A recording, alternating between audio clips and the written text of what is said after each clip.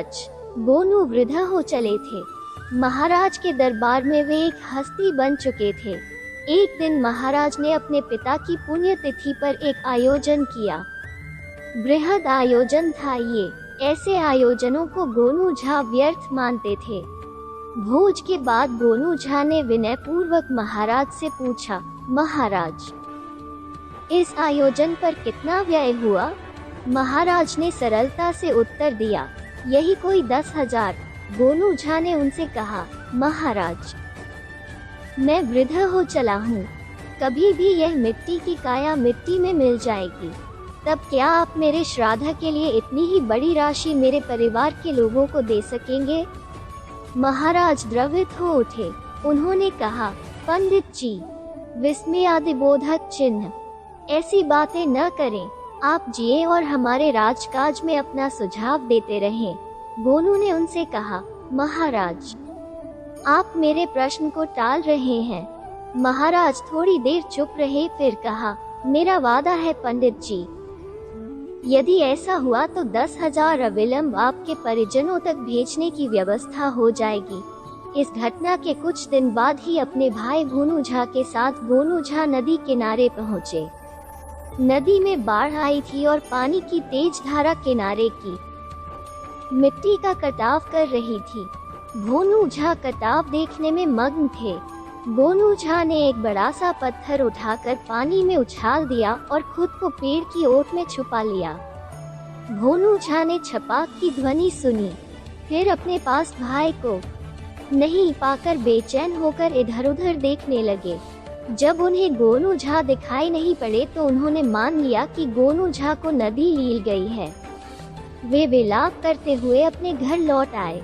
घटना की जानकारी मिलने पर घर में मातम छा गया।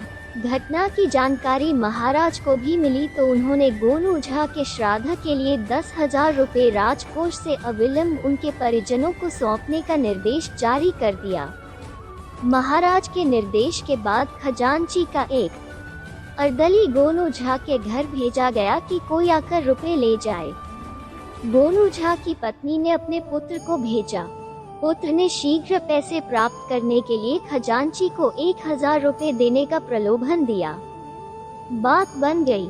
आनन फानन में खजांची ने गोनू झा के पुत्र को 9,000 रुपये थमाए और एक कागज बस सजाते हुए कहा कि इस कागज पर कोष मंत्री के मुहर लगवा लो।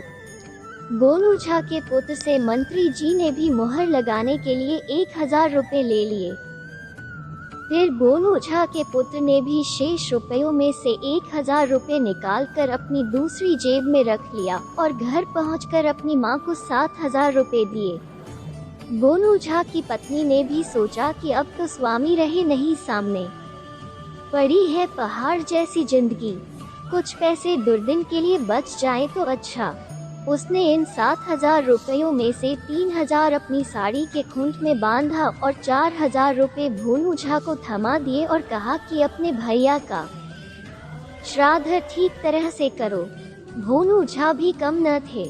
उन्होंने सोचा कि जाने वाला तो जा चुका, अब उसके नाम पर दिखावे में फिजूल खर्ची करना व्यर्थ है। उसने 2,000 रुपये अपनी जेब में रखे और 2,000 में श्राद्ध के कर्मकांड निपटा लिए। इसके 2 दिन बाद ही गोनू झा दरबार में उपस्थित हो गए। उन्हें देखकर महाराज सहित सभी दरबारी हतप्रभ रह गए। तब गोनू झा ने महाराज को बताया, मरने के बाद कोई भी अपना नहीं रह जाता। महाराज, आपने तो 10,000 श्राद्ध के लिए देकर अपना वचन पूरा किया, लेकिन खजांची, मंत्री, मेरे पुत्र, मेरी पत्नी और मेरे भाई ने जो किया वो आंखें खोल देने वाली घटना है। मैंने मरने का स्वांग रचने से पहले तय कर लिया था कि राज्य के उच्च स्तरीय प्रशासन में घुस आए इस भ्रष्टाचार का पर्दाफाश करके रहूंगा। मैं बहुत पहले से इस बात की खबर थी कि मंत्री और खजांची क्या गुल खिला रहे हैं, इसलिए मैंने निजी तौर पर गुप्तचर लगा दिए थे। श्राद्ध के नाटक के दौरान में एक एक घटना की जानकारी मिलती रही।